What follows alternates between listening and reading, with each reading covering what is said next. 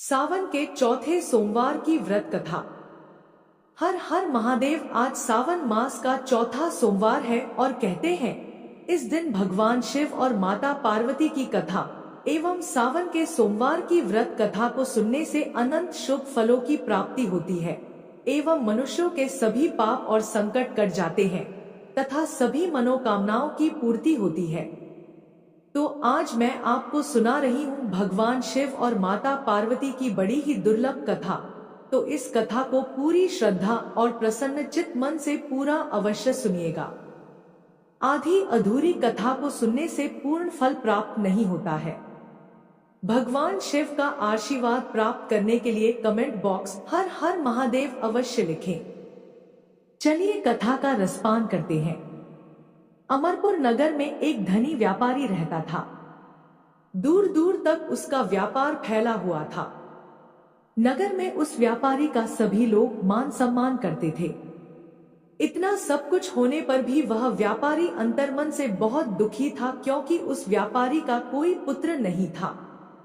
दिन रात उसे एक ही चिंता सताती रहती थी। उसकी मृत्यु के बाद उसके इतने बड़े व्यापार और धन संपत्ति को कौन संभालेगा।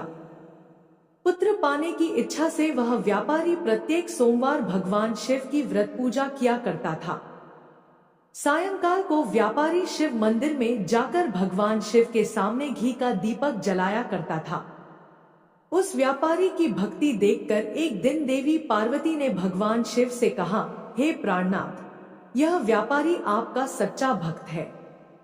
कितने दिनों से यह सोमवार का व्रत और पूजा नियमित कर रहा है। भगवान, आप इस व्यापारी की मनोकामना अवश्य पूर्ण करें। भगवान शिव ने मुस्कुराते हुए कहा, हे पार्वती, इस संसार में सबको उसके कर्म के अनुसार फल की प्राप्ति होती है। प्राणी जैसा कर्म करते हैं उन्हें वैसा ही फल प्राप्त होता है। इसके बावजूद पार्वती जी नहीं मानी।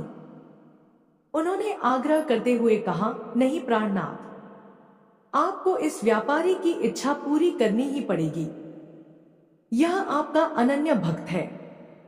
प्रत्येक सोमवार आपका विधिवत व्रत रखता है और पूजा अर्चना के बाद आपको भोग लगाकर एक समय भोजन ग्रहण करता है। आपको इसे पुत्र प्राप्ति का वरदान देना ही होगा।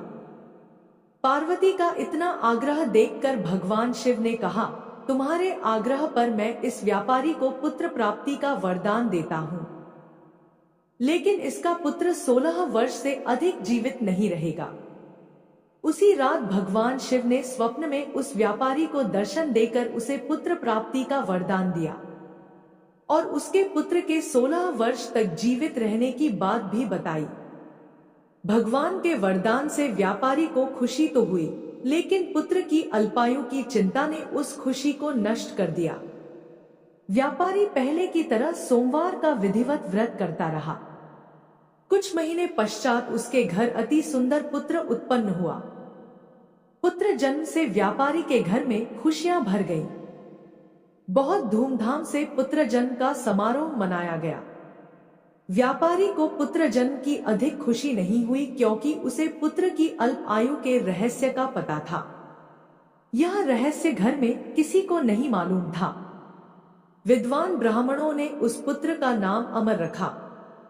जब अमर 12 वर्ष का हुआ तो शिक्षा के लिए उसे वाराणसी भेजने का निश्चय हुआ। व्यापारी ने अमर के मामा दीपचंद को बुलाया और कहा कि अमर को शिक्षा प्राप्त करने के लिए वाराणसी छोड़ आओ। अमर अपने मामा के साथ शिक्षा प्राप्त करने के लिए चल दिया। रास्ते में जहां भी अमर और दीपचंद रात्रि विश्राम के लिए ठहरते, वहीं यज्ञ करते और ब्राह्मणों को भोजन कराते थे। लंबी यात्रा के बाद अमर और दीपचंद एक नगर में पहुंचे। उस नगर के राजा की कन्या के विवाह की खुशी में पूरे नगर को सजाया गया था। निश्चित समय पर बारात आ गई, लेकिन वर का पिता अपने बेटे के एक आंख से काने होने के कारण बहुत चिंतित था। उसे इस बात का भय सता रहा था कि राजा को इस बात का पता चलने पर कहीं वह विवाह से इनकार न कर दे, इससे उसकी बदनामी होगी। वर के पिता ने अमर को देखा तो उसके मस्तिष्क में एक विचार आया। उसने सोचा क्यों न इस लड़के को दूल्हा बनाकर राजकुमारी से विवाह करा दूं। विवाह के बाद इसको धन देकर विदा कर दूंगा और राजकुमारी को अपने नगर में ले जाऊंगा।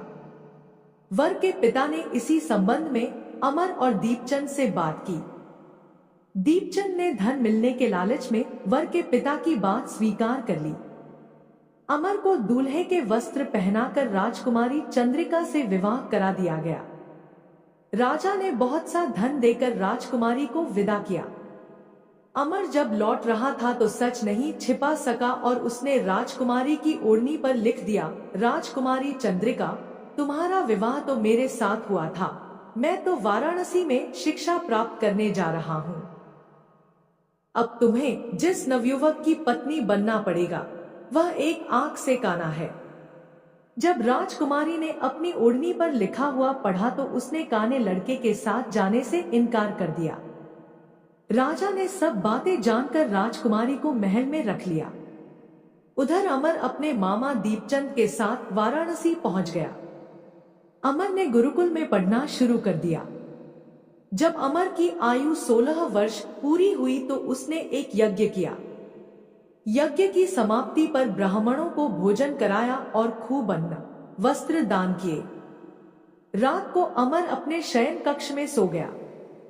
शिव के वरदान के अनुसार शयनावस्था में ही अमर के प्राण पखेरु उड़ गए। सूर्योदय पर मामा अमर को मृत देखकर रोने पीटने लगा। आसपास के लोग भी एकत्र होकर दुख प्रकट करने लगे। मामा के रोने विलाप करने के स्वर समीप से गुजरते हुए भगवान शिव और माता पार्वती ने भी सुने। पार्वती जी ने भगवान से कहा, प्राणनाथ, मुझसे इसके रोने के स्वर सहन नहीं हो रहे, आप इस व्यक्ति के कष्ट अवश्य दूर करें। भगवान शिव ने पार्वती जी के साथ अदृश्य रूप में समीप जाकर अमर को देखा तो पार्वती जी से बोले, पार्वती, यह तो उसी व्यापारी का पुत्र है। मैंने इसे 16 वर्ष की आयु का वरदान दिया था, इसकी आयु तो पूरी हो गई।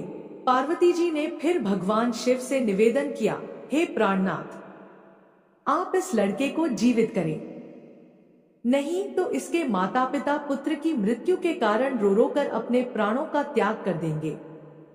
इस लड़के का पिता तो आपका परम भक्त है, वर्षों से सोमवार का व्रत करते हुए आपको भोग लगा रहा है। पार्वती के आग्रह करने पर भगवान शिव ने उस लड़के को जीवित होने का वरदान दिया और कुछ ही पल में वह जीवित होकर उठ बैठा।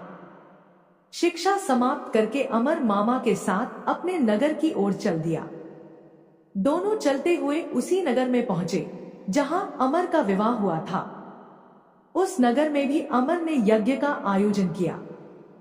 समीप से गुजरते हुए नगर के राजा ने यज्ञ का आयोजन देखा। राजा ने अमर को तुरंत पहचान लिया। यज्ञ समाप्त होने पर राजा अमर और उसके मामा को महल में ले गया और कुछ दिन उन्हें महल में रखकर बहुत सा धन वस्त्र देकर राजकुमारी के साथ विदा किया। रास्ते में सुरक्षा के लिए राजा ने बहुत से सैनिकों को भी साथ भेजा। दीपचंद ने नगर में पहुंचते ही एक दूत को घर भेजकर अपने आगमन की सूचना भेजी।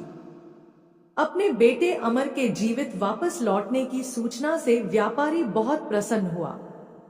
व्यापारी ने अपनी पत्नी के साथ स्वयं को एक कमरे में बंद कर रखा था। भूखे प्यासे रहकर व्यापारी और उसकी पत्नी बेटे की प्रतीक्षा कर रहे थे। उन्होंने प्रतिज्ञा कर रखी थी कि यदि उन्हें अपने बेटे की मृत्यु का समाचार मिला तो दोनों अपने प्राण त्याग देंगे। व्यापारी अपनी पत्नी और मित्रों के साथ नगर के द्वार पर पहुंचा। अपने बेटे के विवाह का समाचार सुनकर पुत्रवधू राजकुमारी चंद्रिका को देखकर उसकी खुशी का ठिकाना न रहा। उसी रात भगवान शिव ने व्यापारी के स्वप्न में आकर कहा, हे श्रेष्ठी, मैंने तेरे सोमवार के व्रत करने और व्रत कथा सुनने से प्रसन्न होकर तेरे पुत्र को लंबी आयु प्रदान की है। व्यापारी बहुत प्रसन्न हुआ। सोमवार का व्रत करने से व्यापारी के घर में खुशियां लौट आईं। शास्त्रों में लिखा है कि जो स्त्री पुरुष सोमवार का विधिवत व्रत करते और व्रत कथा सुनते हैं, उनकी सभी इच्छाएं पूरी होती हैं। अब आइए सभी मनोकामनाओं को पूरी करने वाली कथा का श्रवण करते हैं। एक गांव में भगवान शिव का परम भक्त ब्राह्मण रहता था। पंडित जी जब तक रोज सुबह ब्रह्मा मुहूर्त में उठकर नित्य कर्मों से निवृत्त होने के पश्चात भगवान शंकर का पूजन नहीं कर लेते थे, तब तक उन्हें चैन नहीं पड़ता था। जो कुछ भी दान दक्षिणा में आ जाता उसी से पंडित जी अपना गुजारा करते थे और दयालु इतने थे कि जब भी कोई जरूरतमंद मिल जाता तो अपनी क्षमता के अनुसार उसकी सेवा जरूर करते थे। इस कारण शिव के परम भक्त ब्राह्मण देवता गरीबी का जीवन व्यतीत कर रहे थे। पंडित जी की इस दानी प्रवृत्ति से उनकी पत्नी उनसे नाराज तो थी, किंतु उनकी भक्ति परायणता को देखकर उनसे अत्यधिक प्रेम करती थी, इसलिए वह कभी भी उनका अपमान नहीं करती थी। साथ ही अपनी जरूरत का धन वह आस पड़ोस में मजदूरी करके जुटा लेती थी। एक समय ऐसा आया जब मंदिर में दान दक्षिणा कम आने लगी, जिससे पंडित जी को आर्थिक तंगी का सामना करना पड़ा। घर की मूल आवश्यकताओं की पूर्ति नहीं होने के कारण ब्राह्मणी दुखी रहने लगी। इसी तरह दिन बीतने लगे। एक दिन महाशिवरात्रि का दिन आया। उस दिन भी पंडित जी हमेशा की तरह ब्रह्मा मुहूर्त में उठकर नित्य कर्मों से निवृत्त होने के लिए नदी की ओर चल दिए। संयोग से उस समय उस राह से पार्वती जी और शिव जी गुजर रहे थे। अचानक से पार्वती जी की नजर उस ब्राह्मण पर पड़ी। आज पंडित जी महाशिवरात्रि को लेकर इतने उत्साहित नहीं थे जितने की अक्सर हुआ करते थे। पार्वती जी को बात समझते देर नहीं लगी।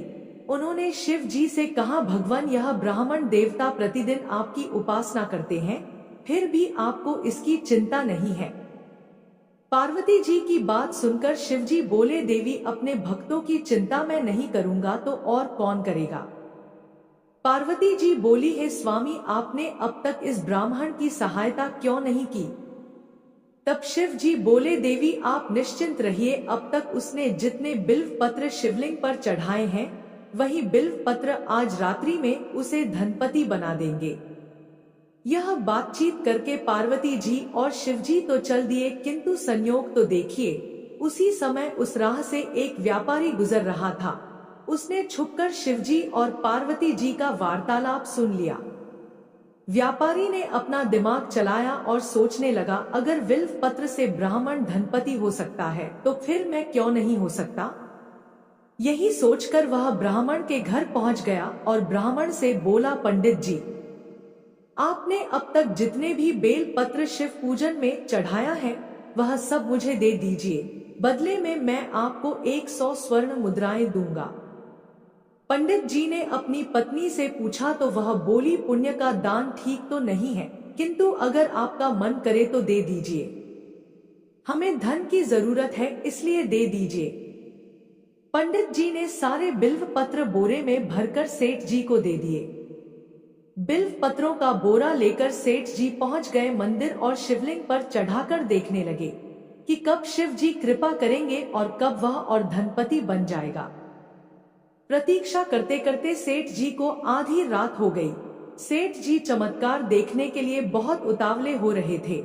आखिर में तीसरा पहर गुजरने के बाद सेठ जी के सब्र का बांध टूट ही गया और क्रोध में आकर सेठ जी शिवलिंग को झकझोरने लगे। फिर अचानक ही चमत्कार हुआ। सेठ जी के हाथ शिवलिंग से ही चिपके रह गए। उन्होंने बहुत प्रयास किया किंतु हाथ हिले तक नहीं। थक हार कर सेठ जी शिव जी से क्षमा याचना करने लगे तो शिव जी बोले, हे लोभी सेठ, जिस ब्राह्मण से तूने यह बिल्व पत्र खरीदे हैं उसे 1000 स्वर्ण मुद्राएं दे, तब जाकर तेरे हाथ छूटेंगे। प्रातः काल जब पंडित जी पूजन के लिए आए तो उन्होंने देखा कि सेठ जी के हाथ शिवलिंग से चिपके हुए हैं और सेठ जी रो रहे हैं। उन्होंने पूछा तो सेठ बोला, पंडित जी, शीघ्रता से मेरे बेटे को 1000 स्वर्ण मुद्राएं लेकर मंदिर आने को कहिए। पंडित जी ने सेठ के बेटे को बुलाया और सेठ ने वह स्वर्ण मुद्राएं ब्राह्मण को दिलवा दी। तब जाकर सेठ के हाथ शिवलिंग से छूटे। यह देखकर पार्वती जी शिव जी से पूछती है, हे नाथ, आपने अब तक अपने भक्त को कोई धन नहीं दिया, शिव जी बोले, देवी मेरे पास कहाँ धन है जो मैं दूंगा, किंतु मेरा भक्त अब गरीब नहीं है, यह तुम स्वयं देख लो। जैसी कृपा भगवान शिव और माता पार्वती ने उस ब्राह्मण पर की, ऐसी ही कृपा भगवान हम सब पर करें। बोलिए शंकर पार्वती भगवान की जय। आइए अब मनोकामनाओं को पूरी करने वाली दूसरी कथा को सुनते हैं। इस कथा को सुनने से ही व्रत संपूर्ण माना जाता है। एक बार की बात है, माता पार्वती शिव जी को पति रूप में प्राप्त करने के लिए घोर तप कर रही थी। उनके तप को देखकर देवताओं ने शिव जी से देवी की मनोकामना को पूर्ण करने की प्रार्थना की। शिव जी ने पार्वती जी की परीक्षा लेने के लिए सप्तऋषियों को भेजा। सप्तऋषियों ने शिव जी के सैकड़ों अवगुण गिनाए, पर पार्वती जी को महादेव के अलावा किसी और से विवाह मंजूर नहीं था। विवाह से पहले सभी वर अपनी भावी पत्नी को लेकर आश्वस्त होना चाहते हैं, इसलिए शिव जी ने स्वयं भी पार्वती जी की परीक्षा लेने की ठानी। भगवान शंकर प्रकट हुए और पार्वती जी को वरदान देकर अंतर्ध्यान हुए। इतने में पार्वती माता जहां तप कर रही थी, वहीं पास के तालाब में मगरमच्छ ने एक लड़के को पकड़ लिया। लड़का जान बचाने के लिए चिल्लाने लगा। पार्वती जी से उस बच्चे की चीख सुनी नहीं गई। द्रवित हृदय होकर वह तालाब पर पहुंची। देखती है कि मगरमच्छ लड़के को तालाब के अंदर खींच कर ले जा रहा है। लड़के ने देवी को देखकर कहा, मेरी ना तो माँ है, ना बाप, ना कोई मित्र, माता आप ही मेरी रक्षा करें। पार्वती जी ने कहा है, मगरमच्छ इस लड़के को छोड़ दो। मगरमच्छ बोला, दिन के छठे पहर में जो मुझे मिलता है उसे अपना आहार समझकर स्वीकार करना मेरा नियम है। ब्रह्मदेव ने दिन के छठे पहर इस लड़के को भेजा है, मैं इसे क्यों छोड़ूं? पार्वती जी ने विनती की, तुम इसे छोड़ दो, बदले में तुम्हें जो चाहिए वह मुझसे कहो। मगरमच्छ बोला, एक ही शर्त पर मैं इसे छोड़ सकता हूँ। आपने तप करके महादेव जी से जो वरदान प्राप्त किया है, यदि उस तप का फल मुझे दे दो तो मैं इसे छोड़ दूंगा। पार्वती जी तुरंत तैयार हो गई। उन्होंने कहा, मैं अपने तप का फल तुम्हें देने को तैयार हूँ, लेकिन तुम इस बालक को छोड़ दो। मगरमच्छ ने समझाया, सोच लो देवी, जोश में आकर संकल्प मत करो। हजारों वर्षों तक जैसा तप किया है वैसा देवताओं के लिए भी संभव नहीं है। उसका सारा फल इस बालक के प्राणों के बदले चला जाएगा। पार्वती जी ने कहा, मेरा निश्चय पक्का है, मैं तुम्हें अपने तप का फल देती हूँ, तुम इसको जीवन दे दो। मगरमच्छ ने पार्वती जी से तप दान करने का संकल्प करवाया। तप का दान होते ही मगरमच्छ का देह तेज से चमकने लगा। मगर बोला, हे पार्वती देखो, तप के प्रभाव से मैं तेजस्वी बन गया हूँ। तुमने जीवन भर की पूंजी एक बच्चे के लिए व्यर्थ कर दी। चाहो तो अपनी भूल सुधारने का एक मौका और दे सकता हूँ तुम्हें। पार्वती जी ने कहा है, मगरमच्छ तब तो मैं पुनः कर सकती हूँ, किंतु यदि तुम इस लड़के को निगल जाते तो इसका जीवन वापस नहीं मिल सकता था। देखते ही देखते वह लड़का अदृश्य हो गया, मगरमच्छ भी लुप्त हो गया। पार्वती जी ने मन ही मन विचार किया, मैंने तप तो दान कर दिया है, अब पुनः तप आरंभ करूंगी। पार्वती जी ने फिर से तप करने का संकल्प किया। भगवान सदाशिव फिर से प्रकट होकर बोले, पार्वती भला अब क्यों तप कर रही हो? पार्वती जी ने कहा, प्रभु मैंने अपने तप का फल दान कर दिया है। आपको पति रूप में पाने के संकल्प के लिए मैं फिर से वैसा ही घोर तप करके आपको प्रसन्न करूंगी। महादेव जी बोले, मगरमच्छ और वो लड़का दोनों रूपों में मैं ही था। तुम्हारा चित्त प्राणी मात्र में अपने सुख दुख का अनुभव करता है या नहीं, इसकी परीक्षा लेने के लिए मैंने यह लीला रची थी। अनेक रूपों में दिखने वाला मैं एक ही हूँ। मैं अनेक शरीरों में शरीरों से अलग निर्विकार हूँ। तुमने अपना तप मुझे ही दिया है, इसलिए अब और तप करने की कोई जरूरत नहीं है। देवी पार्वती ने महादेव को प्रणाम कर प्रसन्न मन से विदा किया। बोलिए शंकर पार्वती भगवान की जय।